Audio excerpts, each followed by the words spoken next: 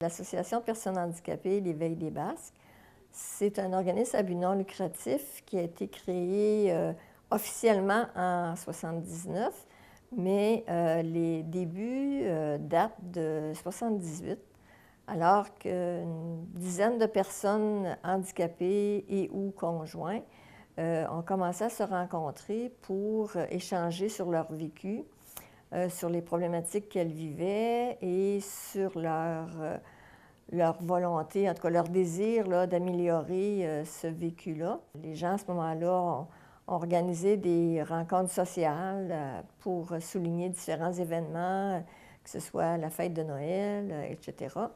Mais c'était beaucoup plus pour socialiser que ces rencontres-là se faisaient. Puis en même temps, ben, ça permettait aux personnes qui ont décidé de mettre en place l'organisme ben, d'aller chercher aussi les besoins de ces gens-là. Assez rapidement, là, des gens de la population sont venus se joindre à ce groupe-là, puis donc c'est devenu plus dynamique aussi, là. Et on s'est vite rendu compte que, en plus du loisir, bien, pour aller faire des activités de loisir, bien, ça prenait du transport. Il fallait que les lieux soient accessibles physiquement pour les gens qui avaient des déficiences physiques. Alors, c'est ça, on a commencé tranquillement à travailler justement à faire des demandes d'aide financière pour nous aider à monter des projets pour, entre autres, là, vérifier l'accessibilité des lieux, que ce soit des établissements publics ou des équipements de loisirs, etc. Les gens étaient peu sensibilisés aux besoins de ces gens, des personnes handicapées, là. Souvent, ce qu'on se faisait dire, ouais, mais si maintenant je fais une rampe d'accès ou que j'améliore mes portes d'entrée, etc., bien, j'en vois pas de personnes handicapées qui viennent à mon commerce. Sauf que là, on disait, bien, vous n'en voyez pas, mais peut-être justement, parce que vous n'êtes pas, vos lieux ne sont pas accessibles à ces gens-là, là. De fil en aiguille, bien, c'est ça. On a commencé à voir des rampes d'accès qui ont été installées à différents endroits, les portes qui sont les gens qui ont diminué, je dirais, la force de préhension là, des portes pour que les gens puissent y avoir accès plus facilement. Les équipements, je prends les téléphones téléphones publics là, qui ont été abaissés pour permettre aux gens de pouvoir s'en servir. En tout cas, des petits, ce qui semble des petits détails pour bien des gens, mais pour la personne qui utilisait ces lieux-là ou ces services-là, bien, c'était un point important. Les personnes handicapées ont des besoins, oui, ont des capacités, oui, mais dans le fond, comme toute autre personne, ils ont besoin d'être entourés, d'être supportés dans leur quotidien, mais ils ont beaucoup, beaucoup à apporter à la population. On a presque bientôt 40 ans là, de vie active, là.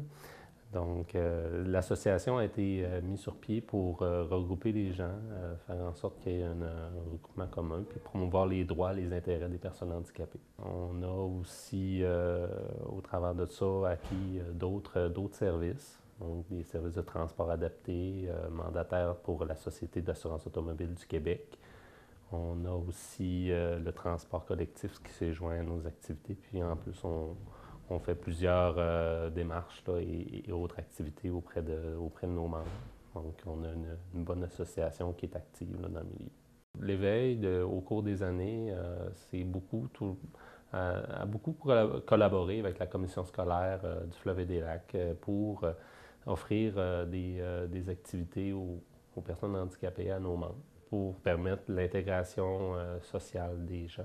Moi, je suis intervenant communautaire à l'Éveil des Basques depuis 2011. Le travail d'intervenant communautaire, c'est, dans mon cas, j'anime des groupes avec la clientèle de l'Éveil. Il y a aussi de l'intervention individuelle qui est faite soit dans mon bureau ou par téléphone. Mon travail m'amène aussi là, à participer à des tables de concertation au niveau des Basques.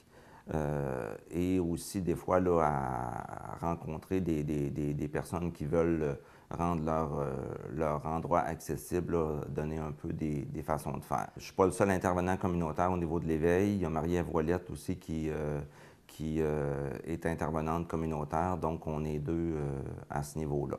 Moi, c'est ma 3e année, puis je me suis impliqué parce que je voulais m'impliquer dans un organisme ici à Trois-Pistoles, puis je trouvais que l'Éveil des Basques, c'est un organisme qui fonctionne bien, puis qui a un impact très important pour les personnes handicapées.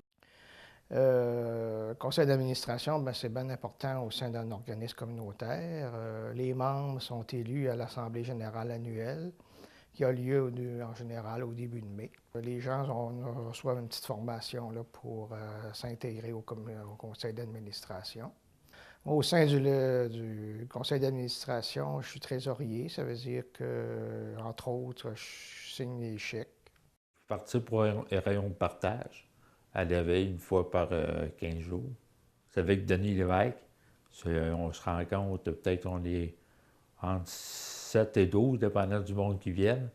Puis on parle de n'importe quoi. C'est pour sortir de la maison, pour avoir un peu de social, pour parler. C'est très intéressant. Avant, moi, quand je travaillais, je ne connaissais pas ça, l'éveil. Je voyais les autobus, mais quand je passais entre autres, mais pas plus. Là.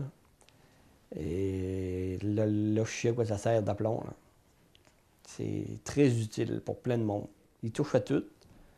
Il y a le brevet bois, il y a d'autres choses qui font au travers de la chorale, de ces affaires-là. Là. Il y en a qui travaillent pour l'éveil qui font de l'accompagnement.